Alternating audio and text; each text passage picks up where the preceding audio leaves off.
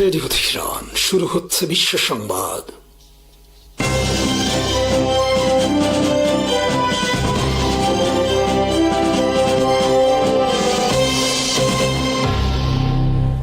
শুরুতেই সংবাদ শিরোনাম। পাকিস্তান ও ইরান যুক্তরাষ্ট্রের সঙ্গে তেহরানের আগে স্বাক্ষরিত একটি সমঝোতা স্মারক বা ইসলামাবাদ MOU পুনর্বহালের মাধ্যমে চলমান ইরান যুক্তরাষ্ট্র সংঘাত নিরসনের পথ খুঁজছে। পাকিস্তানের স্বরাষ্ট্রমন্ত্রী মোহসিন নাকভি এ তথ্য জানিয়েছেন। সামাজিক যোগাযোগ মাধ্যম এক্সে দেয়া এক বার্তায় নাকভি বলেন, তিনি পাকিস্তানের সেনাপ্রধান ফিল্ড মার্শাল আসিম মুনিরের সঙ্গে ইরানের প্রেসিডেন্ট মাসুদ পেজিশকিয়ানের অত্যন্ত ইতিবাচক ও ফলপ্রসূ বৈঠক করেছেন। বৈঠকে ইরান যুক্তরাষ্ট্র সংঘাত, মধ্যপ্রাচ্যের উত্তেজনা এবং সংকট নিরসনের পরবর্তী পদক্ষেপ নিয়ে আলোচনা হয়। নাকভি জানান, ইসলামাবাদ MOU পুনর্বহালের জন্য উভয় পক্ষের প্রয়োজনীয় পদক্ষেপ নিয়েও বিস্তারিত আলোচনা হয়েছে। এর মাধ্যমে সংঘাতের একটি বিস্তৃত ও স্থায়ী সমাধানের পথ তৈরি করতে পারে বলে আশা করছে পাকিস্তান। তিনি বলেন, ইরানের প্রেসিডেন্ট তার সরকারের দৃষ্টিভঙ্গি ও উদ্বেগ খোলাখুলিভাবে তুলে ধরেছেন। আলোচনায় সংশ্লিষ্ট বিষয়গুলো নিয়ে গঠনমূলক মতবিনিময় হয়েছে। পাকিস্তানের স্বরাষ্ট্রমন্ত্রীর দাবি, বৈঠকে উল্লেখযোগ্য অগ্রগতি হয়েছে এবং অত্যন্ত ইতিবাচক পরিবেশে আলোচনা শেষ হয়েছে। এই অগ্রগতির ধারাবাহিকতা বজায় থাকলে মধ্যপ্রাচ্যে দীর্ঘস্থায়ী শান্তি প্রতিষ্ঠার পথ আরও সুগম হবে বলে আশা প্রকাশ করেন তিনি। ওমান উপকূলে অজ্ঞাত প্রজেক্টাইলের আঘাতে একটি তেলবাহী ট্যাঙ্কারের ইঞ্জিন রুম ক্ষতিগ্রস্ত হয়েছে। মঙ্গলবার ব্রিটিশ সামুদ্রিক নিরাপত্তা সংস্থা UKMTO জানায়, ওমানের উত্তর পূর্ব উপকূল থেকে প্রায় 9 নটিক্যাল মাইল দূরে এই ঘটনা ঘটে।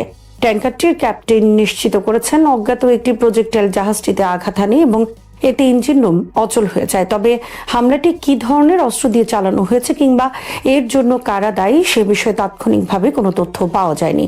ঘটনাটি এমন এক সময় ঘটল যখন উপসাগরীয় অঞ্চলে জাহাজ চলাচল ও জ্বালানি সরবরাহ নিয়ে নতুন করে উদ্বেগ তৈরি হয়েছে।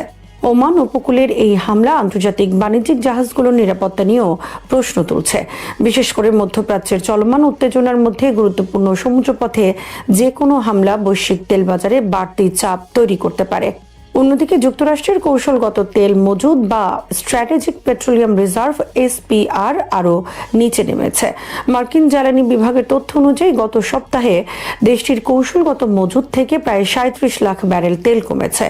ফলে মোট মজুদ দাঁড়িয়েছে প্রায় 28,97,00,000 ব্যারেল, যা 1992 সালের নভেম্বরের পর সর্বনিম্ন।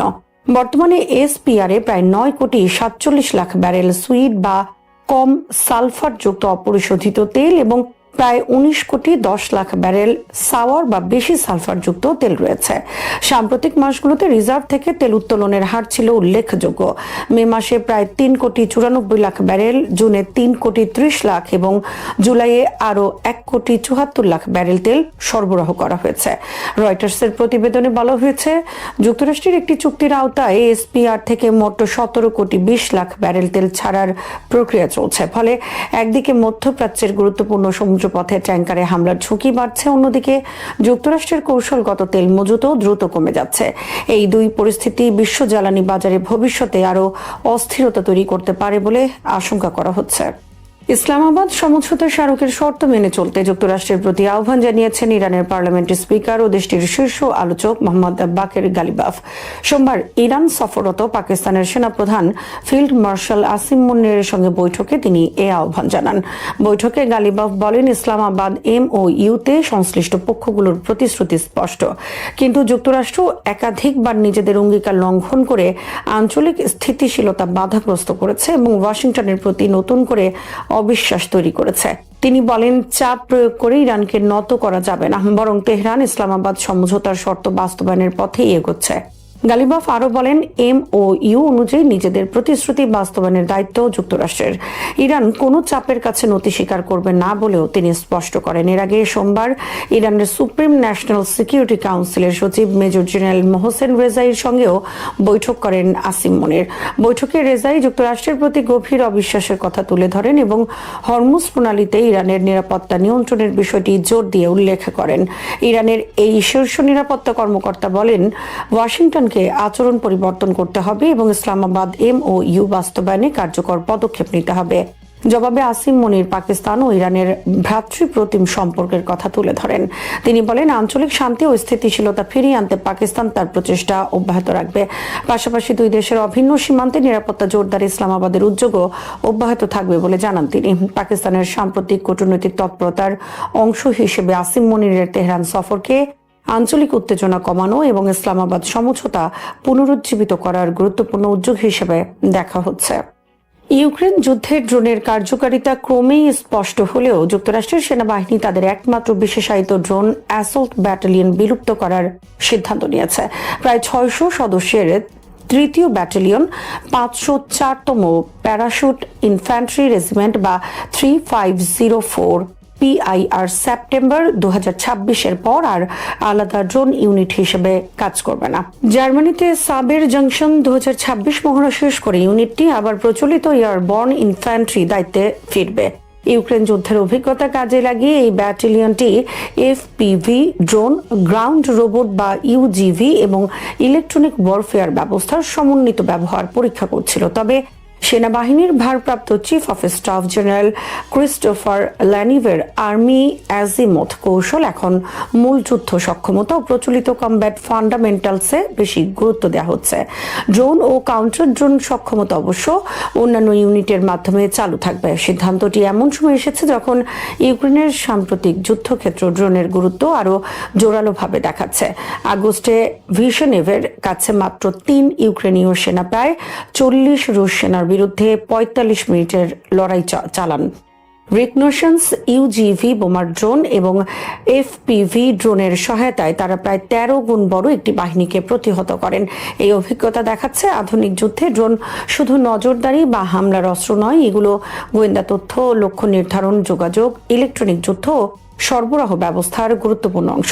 বিশেষ করে FPV ড্রোনের দ্রুত ক্ষয় এবং ইলেকট্রনিক জ্যামিং এর কারণে স্থানীয়ভাবে ড্রোন তৈরি ও পরিবর্তনের সক্ষমতাও গুরুত্বপূর্ণ হয়ে উঠেছে।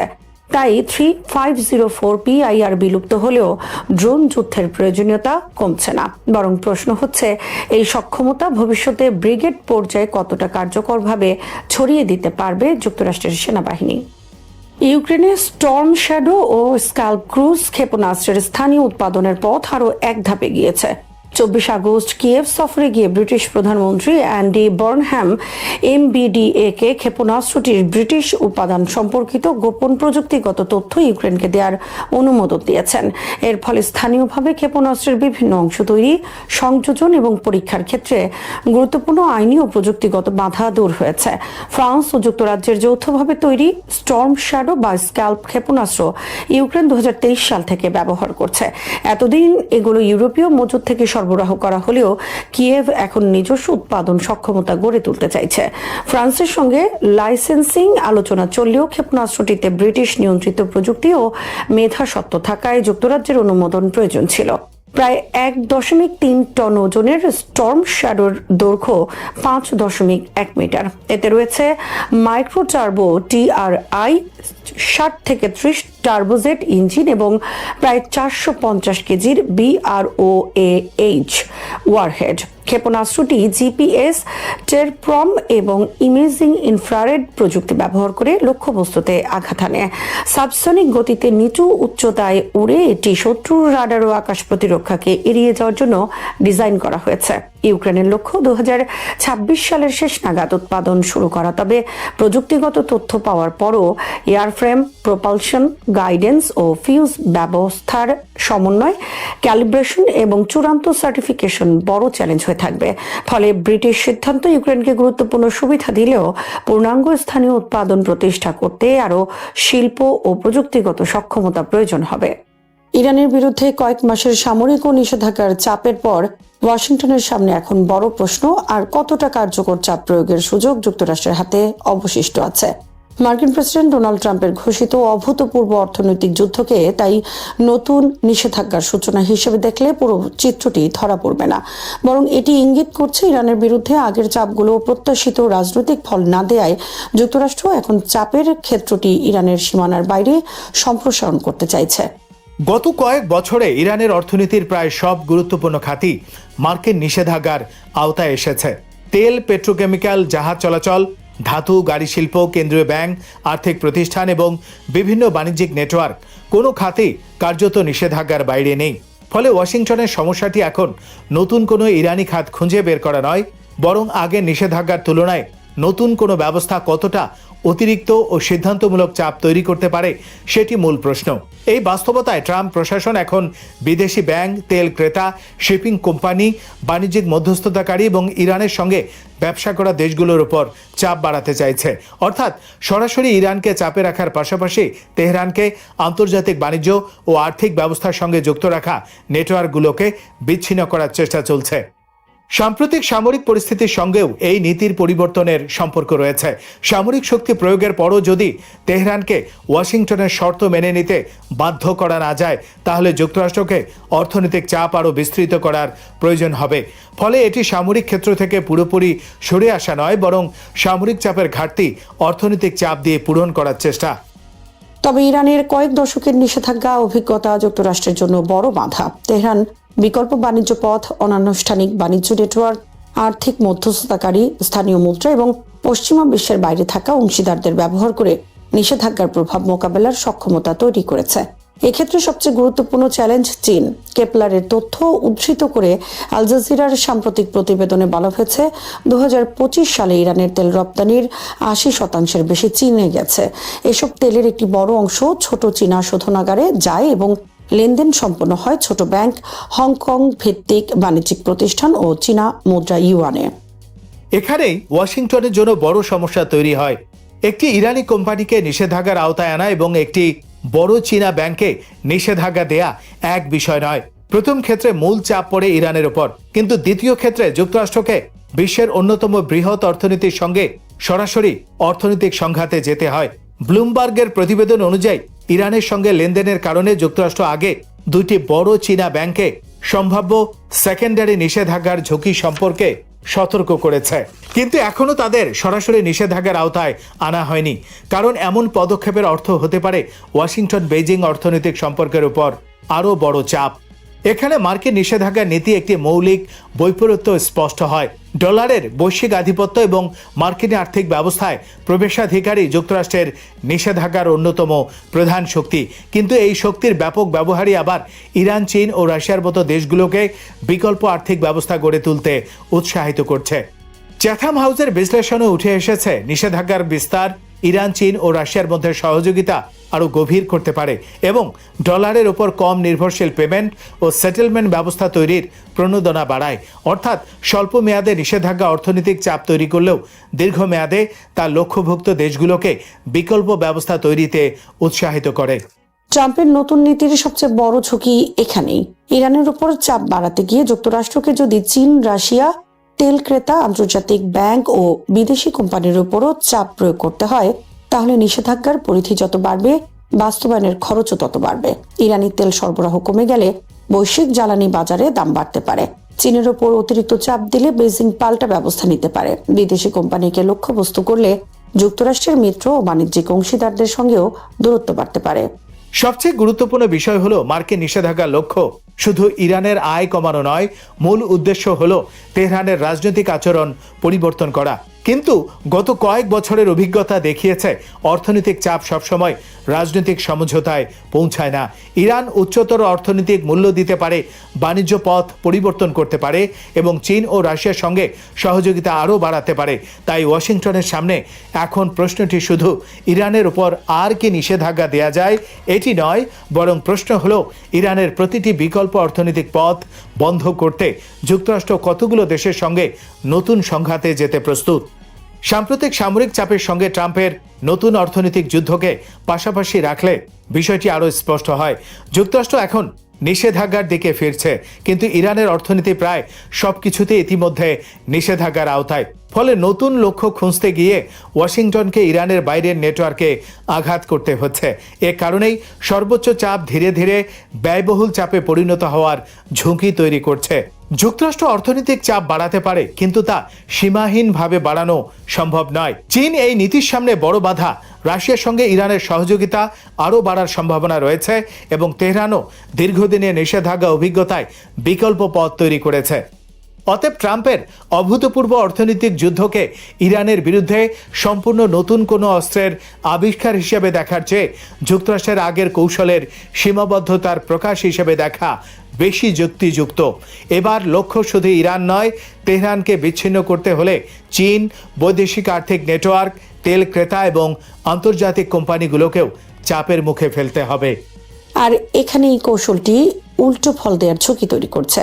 ইরানকে বিচ্ছিন্ন করতে গিয়ে যুক্তরাষ্ট্র যদি চীন ও অন্যান্য দেশের সঙ্গে অর্থনৈতিক সংঘাত বাড়ায়, তাহলে তা ইরানকে পূর্বমুখী হতে, বিকল্প মুদ্রা ব্যবহারে উৎসাহিত হতে এবং পশ্চিমা আর্থিক ব্যবস্থার বাইরে নতুন নেটওয়ার্ক গড়ে তুলতে আরো উৎসাহিত করতে পারে। শেষ পর্যন্ত ট্রাম্পের নতুন অর্থনৈতিক যুদ্ধ তাই ইরানের বিরুদ্ধে নতুন শক্তিশালী অস্ত্রের সূচনা নাও হতে পারে, বরং এটি প্রমাণ করতে পারে যে মার্কিন নিষেধাজ্ঞা নীতিও এখন তার নিজস্ব কার্যকারিতার সীমার মুখোমুখি।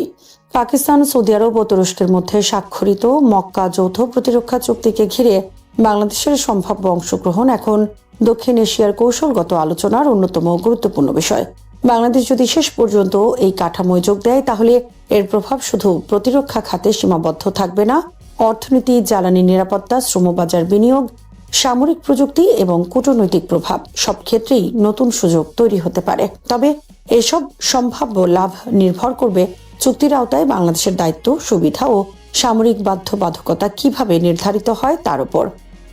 প্রথমত, প্রতিরক্ষা সহযোগিতা বাংলাদেশের জন্য সবচেয়ে সরাসরি সম্ভাব্য সুবিধা। সৌদি আরব, পাকিস্তান ও তুরস্ক তিন দেশের সামরিক সক্ষমতা এবং অভিজ্ঞতা আলাদা ধরনের। পাকিস্তানে রয়েছে দীর্ঘ সামরিক অভিজ্ঞতা এবং নিজস্ব প্রতিরক্ষা উৎপাদন সক্ষমতা। তুরস্ক সাম্প্রতিক বছরগুলোতে ড্রোন, ইলেকট্রনিক যুদ্ধ, সাঁজোয়া যান, ক্ষেপণাস্ত্র ও বিভিন্ন প্রতিরক্ষা প্রযুক্তিতে দ্রুত অগ্রগতি অর্জন করেছে। সৌদি আরব বিপুল প্রতিরক্ষা বাজেটের মাধ্যমে উন্নত পশ্চিমা সামরিক সরঞ্জাম ব্যবহার করে। বাংলাদেশ এই তিন দেশের সঙ্গে প্রাতিষ্ঠানিক সহযোগিতা বাড়াতে পারলে সামরিক প্রশিক্ষণ, প্রযুক্তি স্থানান্তর ও প্রতিরক্ষা শিল্পে নতুন সুযোগ তৈরি করতে পারে। বিশেষ করে ড্রোন ও আধুনিক নজরদারি প্রযুক্তি বাংলাদেশের জন্য গুরুত্বপূর্ণ হতে পারে। সীমান্ত নিরাপত্তা, সমুদ্র সীমা পর্যবেক্ষণ, দুর্যোগ ব্যবস্থাপনা এবং গুরুত্বপূর্ণ স্থাপনা সুরক্ষায় আনম্যান সিস্টেমের ব্যবহার বাড়ছে। তুরস্কের প্রতিরক্ষা শিল্পের সঙ্গে সহযোগিতা বাড়াতে পারলে বাংলাদেশ ভবিষ্যতে উন্নত ড্রোন প্রযুক্তি, sensor, command and control system এবং প্রতিরক্ষা ইলেকট্রনিক্সের সক্ষমতা বাড়ানোর সুযোগ পেতে পারে। দ্বিতীয়ত, প্রতিরক্ষা শিল্পে যৌথ উৎপাদন বাংলাদেশের জন্য বড় সম্ভাবনা তৈরি করতে পারে। বাংলাদেশ দীর্ঘদিন ধরে নিজস্ব প্রতিরক্ষা উৎপাদন সক্ষমতা বাড়ানোর চেষ্টা করছে। মক্কা কাঠামোর সদস্যদের সঙ্গে যৌথ উদ্যোগের মাধ্যমে সামরিক যান, ড্রোন, যোগাযোগ ব্যবস্থা, গোলা বারুদ বা অন্যান্য প্রতিরক্ষা সরঞ্জাম উৎপাদনের সুযোগ তৈরি হলে দেশে প্রযুক্তি ও দক্ষতা স্থানান্তর হতে পারে। এতে শুধু সামরিক সক্ষমতা নয়, স্থানীয় শিল্প ও কর্মসংস্থানও বাড়তে পারে। তৃতীয় গুরুত্বপূর্ণ বিষয় হল সামরিক প্রশিক্ষণ ও আন্তঃকার্যক্ষমতা। যৌথ মহড়া, বিশেষায়িত প্রশিক্ষণ এবং সামরিক শিক্ষা বিনিময়ের মাধ্যমে বাংলাদেশের সশস্ত্র বাহিনী নতুন ধরনের যুদ্ধ কৌশল ও প্রযুক্তির সঙ্গে পরিচিত হতে পারে। একই সঙ্গে জাতিসংঘ শান্তিরক্ষা মিশনে বাংলাদেশের দীর্ঘ অভিজ্ঞতা রয়েছে। এই অভিজ্ঞতা মক্কা কাঠামোর সদস্যদের সঙ্গে নিরাপত্তা ও মানবিক কার্যক্রমে সহযোগিতার ক্ষেত্রেও কাজে লাগতে পারে। অর্থনৈতিক সুবিধার ক্ষেত্রে সবচেয়ে বড় সম্ভাবনা দেখা যেতে পারে সৌদি আরবের সঙ্গে সম্পর্ক আরও গভীর করার মাধ্যমে। সৌদি আরব বাংলাদেশের অন্যতম গুরুত্বপূর্ণ শ্রমবাজার। বিপুল সংখ্যক বাংলাদেশি সেখানে কর্মরত। প্রতিরক্ষা সহযোগিতা, রাজনৈতিক সম্পর্ককে আরও শক্তিশালী করলে শ্রমবাজার, দক্ষ জনশক্তি, বিনিয়োগ ও বাণিজ্যে নতুন আলোচনা এগিয়ে নেওয়ার সুযোগ তৈরি হতে পারে।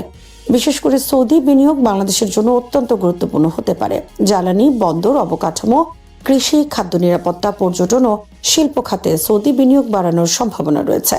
বাংলাদেশ যদি মক্কা কাঠামোর মাধ্যমে সৌদি আরবের সঙ্গে কৌশলগত সম্পর্ক আরো গভীর করতে পারে, তাহলে বড় আকারের বিনিয়োগ আকর্ষণের জন্য একটি অতিরিক্ত কূটনৈতিক প্ল্যাটফর্ম তৈরি হতে পারে। জ্বালানি নিরাপত্তাও বড় সুবিধার ক্ষেত্র হতে পারে। বাংলাদেশের অর্থনীতি আমদানিকৃত জ্বালানির উপর উল্লেখযোগ্যভাবে নির্ভরশীল। সৌদি আরব বিশ্বের অন্যতম গুরুত্বপূর্ণ তেল উৎপাদক এবং মধ্যপ্রাচ্যের জ্বালানি সরবরাহ ব্যবস্থা বাংলাদেশের অর্থনীতির সঙ্গে সরাসরি সম্পর্কিত। নিরাপত্তা ও অর্থনৈতিক সম্পর্ক ঘনিষ্ঠ হলে দীর্ঘমেয়াদী জ্বালানি সরবরাহ, বিনিয়োগ এবং জ্বালানি অবকাঠামো নিয়ে সহযোগিতার সুযোগ বাড়াতে পারে। অন্যদিকে তুরস্কের সঙ্গে বাণিজ্য ও প্রযুক্তিগত সহযোগিতা বাংলাদেশের জন্য আলাদা গুরুত্ব বহন করে। তুরস্কের প্রতিরক্ষা শিল্পের পাশাপাশি নির্মাণ অবকাঠামো, টেক্সটাইল, যন্ত্রপাতি ও প্রযুক্তি খাতেও শক্তিশালী সক্ষমতা রয়েছে। বাংলাদেশ যদি নিরাপত্তা সহযোগিতার পাশাপাশি অর্থনৈতিক অংশীদারিত্ব বাড়াতে পারে, তাহলে তুর্কি কোম্পানির বিনিয়োগ এবং প্রযুক্তি স্থানান্তরের সুযোগ তৈরি হতে পারে। পাকিস্তানের সঙ্গে অর্থনৈতিক সম্পর্ক নতুন গতি পেতে পারে। দুই দেশের মধ্যে বাণিজ্যিক যোগাযোগ বাড়ানোর সুযোগ রয়েছে। প্রতিরক্ষা সহযোগিতার পাশাপাশি ওষুধ, কৃষি, টেক্সটাইল, চামড়া, হালকা প্রকৌশল এবং খাদ্য প্রক্রিয়াজাতকরণ খাতে বাণিজ্য বাড়ানো সম্ভব। তবে এক্ষেত্রে রাজনৈতিক বাস্তবতা এবং ভারতের সঙ্গে বাংলাদেশের সম্পর্ক বিবেচনায় রাখতে হবে। সবচেয়ে গুরুত্বপূর্ণ সম্ভাব্য লাভ হতে পারে বাংলাদেশের কৌশলগত গুরুত্ব বৃদ্ধি। ভারত মহাসাগর ও বঙ্গোপসাগরের গুরুত্বপূর্ণ অবস্থানে রয়েছে বাংলাদেশ।